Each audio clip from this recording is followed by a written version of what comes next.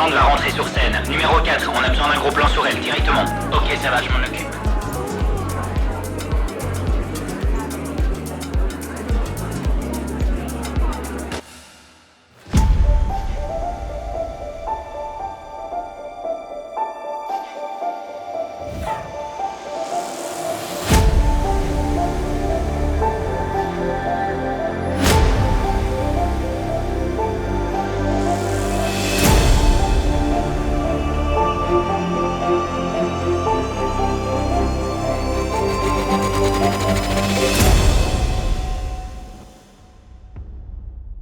Si tu m'avais dit le mois dernier qu'utiliser un écran TV comme arrière-fond serait aussi simple, je ne t'aurais jamais cru.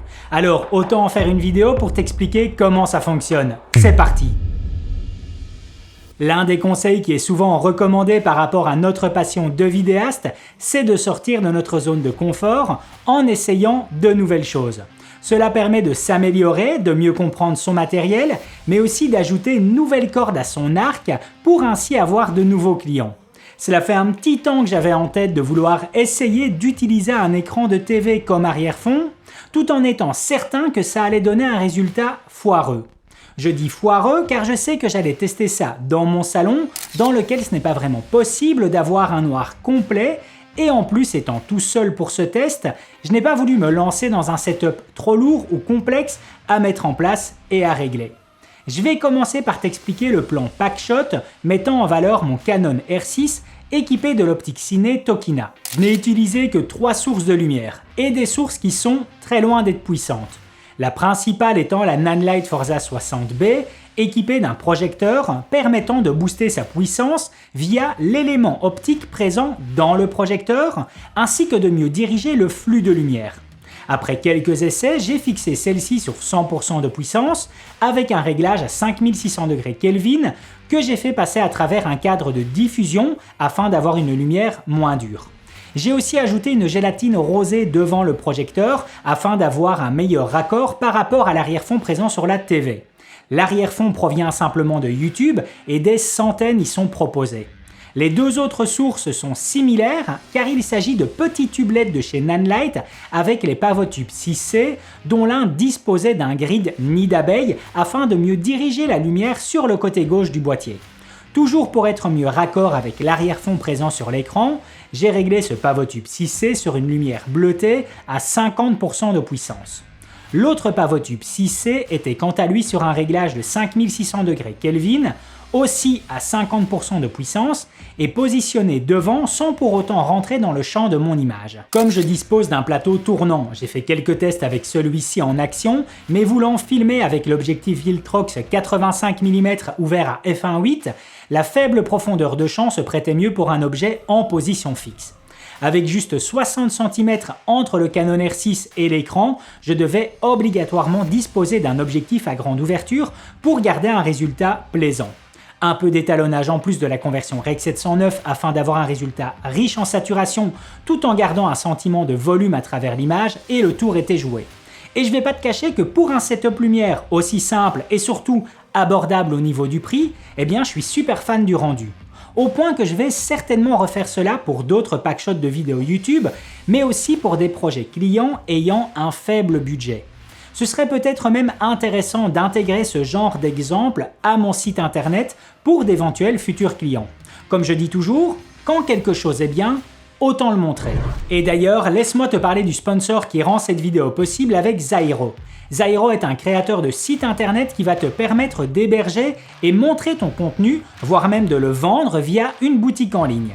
Le gros avantage, c'est d'avoir une plateforme intuitive dans laquelle tu n'auras pas besoin de savoir coder ou d'être un web designer. Zairo repose sur un système de déposer-coller avec lequel tu peux construire un site internet sur le temps d'une journée. Tu peux même aller encore plus vite en utilisant leur base de templates offrant différents styles de sites internet déjà préétablis et répertoriés suivant un type de catégorie comme la photographie par exemple. Alors évidemment, en 2022, un site internet se consulte majoritairement depuis un smartphone. Du coup, Zairo est directement mobile friendly en adaptant ton site internet au smartphone, que ce soit pour la présentation comme la lecture du contenu. La personne qui ira sur ton site internet n'aura pas une page trop lourde à charger. Et pour terminer, je vais te parler du prix avec une offre qui est certainement l'une des moins chères du marché, mais sans pour autant perdre en qualité. C'est juste un super bon rapport qualité-prix. Et pour éviter le moindre doute, Zyro offre même une garantie de remboursement de 30 jours si tu viens à ne pas être satisfait lors de son utilisation. Une assistance 24 heures sur 24 est aussi présente pour répondre à tes questions. Je te joins mon lien promo dans la description. Celui-ci t'offrira 3 mois supplémentaires gratuits sur base d'un plan tarifaire annuel ainsi qu'un nom de domaine pour une durée de 1 an.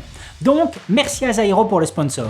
Je t'explique à présent le deuxième setup et qui sera en fait tout aussi simple car j'ai gardé la même configuration mais avec des réglages différents. Pour commencer, j'ai changé d'arrière-fond en trouvant une photo d'événement sur Google. J'ai dans un premier temps essayé de trouver une vidéo mais rien ne correspondait vraiment par rapport à la perspective. La Forza 60B est restée sur les mêmes réglages, sauf que j'ai remplacé la gélatine rosée par une gélatine bleue venant ainsi me recouvrir la moitié du visage. Le cadre de diffusion était toujours aussi présent afin de garder une lumière moins dure. Le pavotube 6C disposant d'un grid nid d'abeille était configuré dans un mode modifiant l'intensité d'une couleur rose et dirigé sur l'extrémité gauche de mon visage. Cet effet donne ainsi l'illusion d'une soirée et des jeux de lumière. L'autre pavotube 6C était quant à lui positionné sur le devant mais sans rentrer dans le cadre de l'image. Un réglage de base à 5600 degrés Kelvin et sur une faible puissance de 20% seulement. J'ai gardé le même combo caméra C70 plus objectif Viltrox 85 mm f1.8 pour me filmer.